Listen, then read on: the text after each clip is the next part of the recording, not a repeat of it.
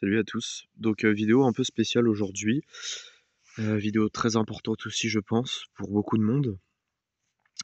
Je vais vous parler donc des parents toxiques, de la maltraitance, parentale que beaucoup de gens peuvent subir et en fait ce format se déroulera en 2 parties, voire 3 parties, je sais pas encore.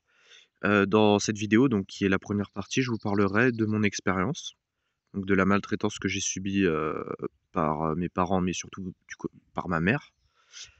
Hem Et je pense que je vais bien rentrer dans les détails, parce que je pense que c'est important et ensuite je vous parlerai un peu des traits caractéristiques de comment reconnaître un parent toxique, mais ça je le ferai plus dans la deuxième partie. Voilà, et dans la troisième partie, j'essaierai de vous dire, un peu mes astuces, comment je m'en suis, détaché, on va dire, et comment réussir déjà à reconnaître qu'est-ce qu'un parent toxique et comment s'en défaire tout simplement. Donc déjà, faut savoir que moi, je suis né le 26 juillet 2004, donc j'ai 20 ans.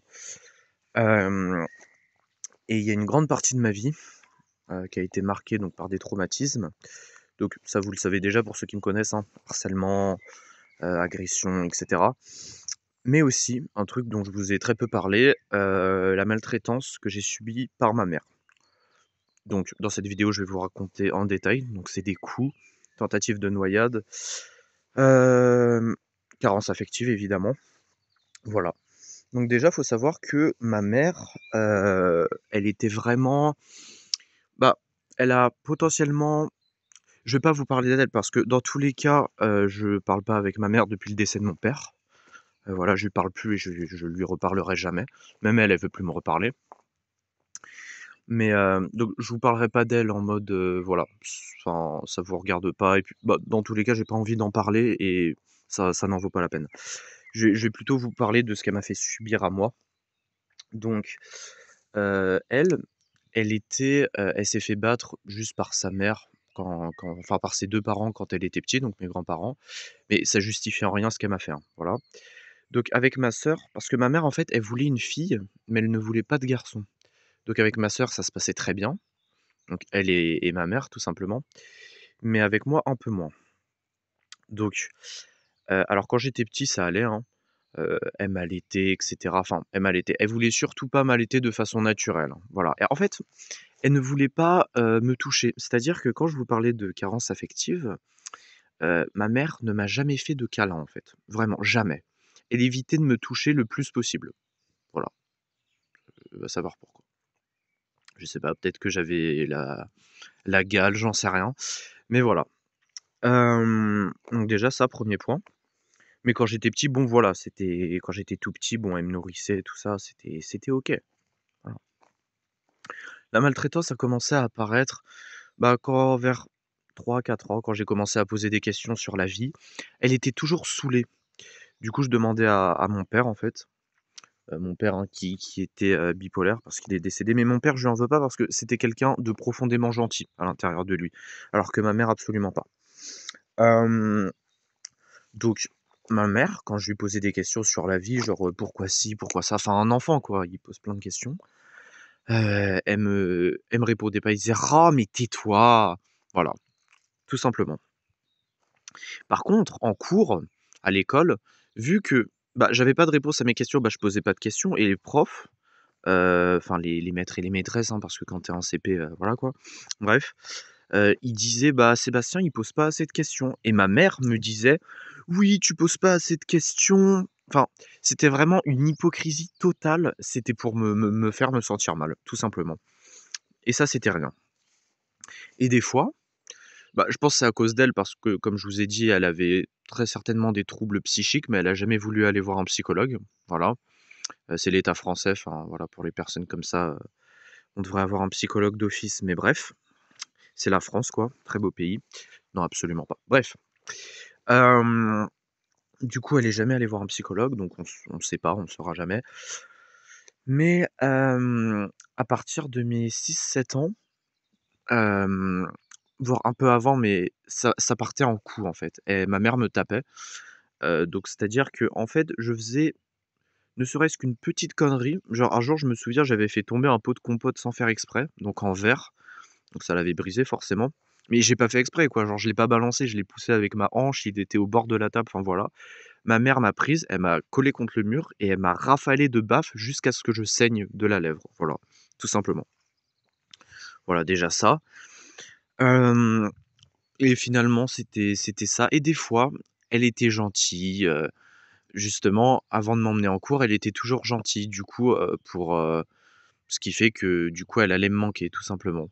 Et du coup des fois je pleurais en cours parce qu'elle me manquait, mais en fait elle était très, très manipulatrice en fait. Je me rends compte avec le temps justement, je m'en suis rendu compte il y a peu de temps en fait parce que je faisais un peu un épilogue sur ma vie, enfin une introspection pardon sur ma vie. En fait ouais, elle voulait vraiment que je sois en dépendance affective, tout simplement. Que je doive faire ce qu'elle me demande, sinon je me prenais une gifle et tout. Enfin voilà.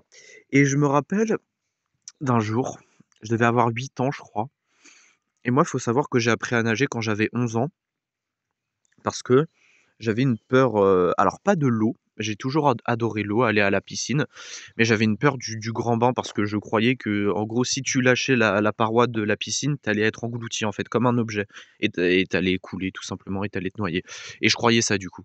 Voilà. Donc et du coup à l'école, parce qu'on avait des cours de natation, bah, j'osais pas, du coup ils en ont parlé à ma mère, enfin à mes parents, mais mon père il m'a dit: «Bon bah OK, c'est normal, tu vois? C'est avec le temps, ça va s'apprendre» et finalement, bah, ça s'est ma mère l'a appris et elle s'est dit: «Non, non, c'est pas possible, donc soit aujourd'hui tu lâches le bord, soit ce soir tu verras». Je suis allé à la piscine, donc avec l'école et du coup ma mère est venue me chercher le soir et a demandé au prof, est-ce que, bah, il a lâché le bord de la piscine, est-ce qu'il a pu nager? Parce que ma mère disait que je faisais mon cinéma, hein, que j'étais un comédien. Phrase typique de manipulatrice, pour rejeter la faute sur l'autre. Et du coup, les profs lui ont dit: «Bah, non, non, il a pas lâché le bord, je pense que Sébastien a des problèmes pour nager». Enfin, il a peur, en fait, tout simplement, il a peur. Il en est capable, mais il a peur. Et c'est cette phrase qui a dû la faire tilter: «Il en est capable, mais il veut pas». Donc ma mère, le soir même, elle a fait un truc qui m'a traumatisé. Donc il y avait une baignoire chez moi. Enfin, c'était pas une baignoire, genre c'était dans la douche, c'était une sorte de bac. Bon, j'avais 8 ans, je rentrais à peine dedans, mais voilà quoi. Et en gros, elle m'a dit: «Regarde, tu vas pas couler». Elle a pris ma tête, elle l'a mise dans l'eau. J'ai commencé à étouffer, j'étais en train de me noyer quoi. C'était pas long, hein, elle l'a fait genre 4-5 secondes, mais juste ça en fait. Et ensuite elle m'a dit: «Bah, tu vois, tu pas mort» et après elle m'a mis le jet d'eau dans la gueule, le jet d'eau de la douche et enfin voilà quoi, j'ai craché de l'eau, enfin bref. Voilà. Moi, je l'ai pris comme, comme une tentative de noyade, hein, finalement, parce que tu fais pas ça. Et très honnêtement, c'était pas pour rire, hein, voilà. Du coup, après ça, bah, j'avais peur de prendre ma douche, tout simplement. Enfin, je la prenais, mais tout seul, quoi, du coup. Parce que oui, c'est ma mère, elle était là encore, quand j'avais 8 ans, pour prendre la douche. Enfin, je pouvais la prendre tout seul, en fait, oui, parce qu'il y avait ça aussi, ma mère voulait toujours m'assister, en fait. Parce que comme quoi j'étais pas capable de faire les choses bien, tout seul, en fait. Voilà. Donc forcément, ça m'a créé un gros manque de confiance en moi, que je n'ai plus aujourd'hui, hein. Aujourd'hui, j'ai confiance en moi, mais pendant longtemps, jusqu'à mes ouais, ça a déteint sur moi jusqu'à peut-être mes 19 ans, quoi, quasiment. Donc voilà, de toute façon, moi, j'ai dû me construire tout seul, c'est clair. Avec mon père, qui était, bipolaire, bon, c'est pas de sa faute, hein, mais voilà, il était quand même il avait un comportement bizarre. Donc quand j'étais petit, on comprend pas forcément. Ma mère qui était comme ça, enfin voilà. Faut pas s'étonner pourquoi je suis bizarre après ça, bref. Donc voilà et finalement, je vous raconte du coup la suite. Quand j'ai eu 9 ans et demi, donc ma mère, a quitté mon père, donc on habitait, tous les 3. Et oui, ma mère me disait: «Non, mais je quitterai jamais ton père, on sera toujours ensemble, ne t'inquiète pas».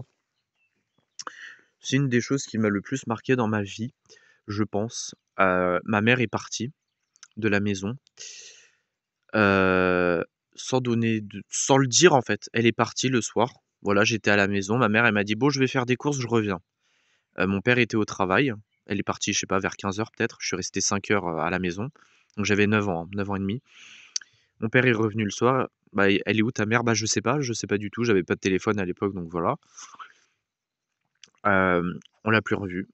Pendant 2 mois et demi, je savais pas où elle était. Je croyais qu'elle était morte, en fait, tout simplement. Personne m'a rien dit dessus.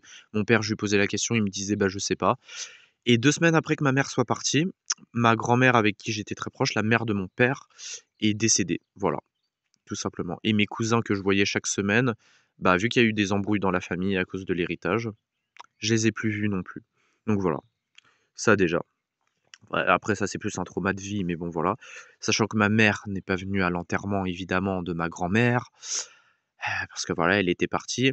Et finalement, elle s'est installée à Saint-Nazaire, ma mère. Hem Et voilà. 2 mois et demi après, elle m'a recontacté, elle m'a dit: «Oui, tu peux venir à Saint-Nazaire». Enfin, mon père m'a pris un billet de train. Je suis allé là-bas, donc c'était un appart tout petit et finalement, voilà, ça elle l'a quitté en 2020, son appart à Saint-Nazaire. Donc c'était de 2013 à décembre 2013 à 2020 du coup, enfin été 2020, puisqu'après elle est allée à Cholet. Hem et ouais, finalement là-bas, en fait, j'habitais surtout chez mon père, donc j'allais moins souvent chez elle, mais à chaque fois que j'allais chez elle, c'était, enfin, à chaque fois, en fait, c'était vraiment des trucs, un exemple, on allait, à la faire les courses. Elle me disait: «Bon, écoute, si tu es sage, tu pourras avoir peut-être je vais te payer un bonbon», je sais pas, bon, elle avait pas les moyens, hein, mais ça enfin, ça vaut rien de ce que je vais vous dire.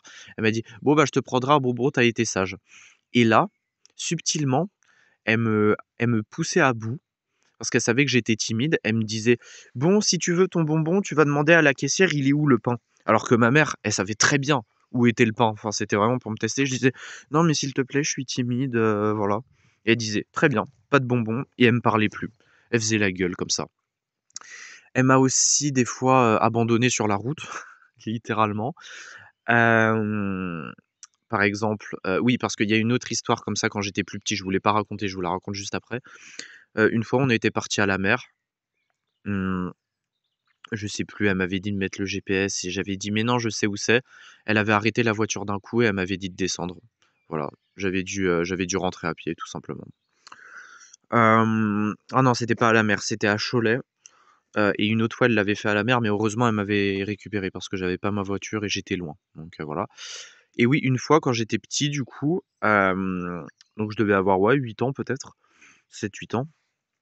On rentrait de l'école, donc c'est ma mère qui venait me chercher parce que mon père travaillait. Et en gros, il y avait un donc sur le chemin, genre le chemin, de l'école à la maison, ça devait faire 2 kilomètres à peu près. Je m'en souviens, hein, c'était, au début de l'été, je crois, enfin presque avant la fin des cours, avant la fin de l'année. Il faisait très beau, très chaud cet après-midi-là, donc c'était super. Mais, du coup, on est allé, enfin on rentrait des cours et finalement il y a un petit passage et moi j'étais très explorateur, hein. Comme vous le savez, j'ai toujours aimé explorer, partir un peu à l'aventure et tout. Depuis tout petit, c'est comme ça et hem et du coup, je lui ai dit: «Ouais maman, est-ce que tu peux m'attendre? Je vais juste aller voir 2 minutes». Ma mère m'a dit: «Oui, oui, oui, bien sûr, t'inquiète, va explorer, je t'attends, mais par contre 2 minutes maximum». J'y suis allé, je suis revenu peut-être, allez, 2 minutes 30, 3 minutes plus tard maximum. Ma mère n'était plus là. J'ai commencé à paniquer, hein, j'avais peut-être 7, 8 ans, je sais plus. Mais enfin voilà, j'ai paniqué, je regardais partout, et finalement, bah, je l'avais perdu, voilà. Du coup, je suis rentré à pied chez moi. Vraiment, j'étais paniqué comme jamais et j'arrive devant la porte de chez moi, je toque, personne, et du coup, bah, j'arrête une dame dans la rue. Je dis: «Ouais, j'ai perdu ma maman, elle est pas chez moi», voilà et et là, elle commence à écrire un mot pour le coller sur la porte et en fait, elle me dit qu'elle va m'emmener au commissariat. Genre logique parce que voilà, c'est la procédure à faire quand il y a un enfant perdu et et du coup, là, tu as ma mère qui arrive dans la rue, comme ça. Elle avait le sourire, il faisait chaud, il faisait beau et elle dit: «Ah bonjour madame, oh vous avez retrouvé mon fils? Oui désolé, oh mon Dieu, je l'avais perdu, il voulait aller voir un truc, j'ai pas vu où il était, du coup je suis allé dans le truc, mais finalement il est rentré à pied, voilà». «Bah c'est bien mon fils, tu vois, tu peux rentrer à pied». «Je suis vraiment désolé madame, vraiment désolé, merci pour ce que vous avez fait». On est rentré et elle m'a foutu, 5 paires de baffes, voilà. Voilà, voilà. C'était à peu près ça. J'ai pas d'autres anecdotes, mais en fait, c'est pas des anecdotes, hein, ça, c'est plutôt des trucs, mais c'était tout du long, en fait, de ma vie, ça a été comme ça. Bon, après, il y avait des qualités, elle avait des qualités aussi, ma mère, hein. Je pense que, bon, aucune non, en vrai, quand elle voulait, ça pouvait être bien, on pouvait avoir de bonnes discussions et tout, mais en fait, je pense qu'elle avait un problème, elle a toujours, hein, un problème psychique. Elle n'a jamais voulu aller voir de psychologue, donc forcément, ça fait que voilà. Donc voilà, encore une partie de ma vie que je vous ai dévoilée. Donc dans la prochaine vidéo, je pense que je vous parlerai de comment reconnaître un parent toxique, parce qu'il y a des trucs assez subtils, et ensuite peut-être une troisième partie où je la ferai dans la partie 2, comment s'éloigner d'un parent toxique. Donc je vous parlerai aussi de mon expérience, comment je me suis éloigné de ma mère, parce que c'était pas forcément facile non plus. Voilà, mais moi, faut savoir qu'au jour d'aujourd'hui, ma mère, c'est fini. Je ne lui reparlerai plus jamais. De toute façon, elle a fait une procédure, pénale, comme quoi elle ne voulait plus me voir, et je suis entièrement d'accord avec ça. Donc voilà, moi, j'ai plus de père, plus de mère, j'ai plus de parents dans tous les cas. Mon père est décédé, ma mère, je la connais plus. Voilà, voilà. Donc bah, je pense que la prochaine vidéo, ça sera, tout simplement, la partie 2, ou alors peut-être que je ferai une mise au point, sur mon workflow, ouais, ça dépend. Prenez soin de vous, j'espère que cette vidéo vous aura plu et je vous dis à la prochaine. Salut!